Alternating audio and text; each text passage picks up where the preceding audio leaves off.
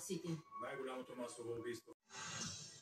Несравнимият вкус на дома с Антони Поровски. И вече могат да се водят в Америка. Но залавянето на хит става преди новия закон. Той е изпратен в Лондон. Процесът там би бил публично зрелище с много по-голяма публика. Това е нещо, защото често започва обратен момент. Вече се вижда ясно, че Англия... Капитан Уилям Кит е върнат в Лондон. Процесът се провежда в Олд Бей. Съдени, всеки заслужава честен процес. Това важи и за пиратите. Работата е там, че те са смятани за врагове на човечеството.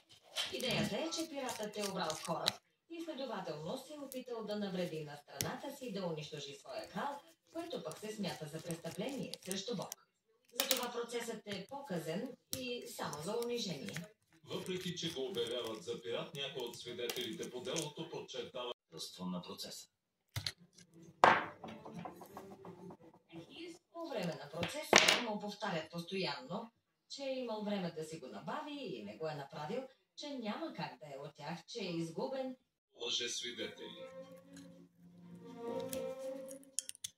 Той заявява, че заради други събития, като плячкосването на монголски кораби от пирата Хенри Ейвъри в Червено море, тъй като Хенри Ейвъри не е заловен, Кит намеква, че ще го екзекутират, за да бъдат успокоени източно-индийската компания и монголският император.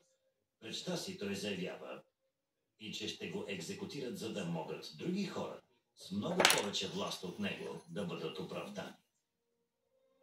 Тялото му пада, но въжето се къса.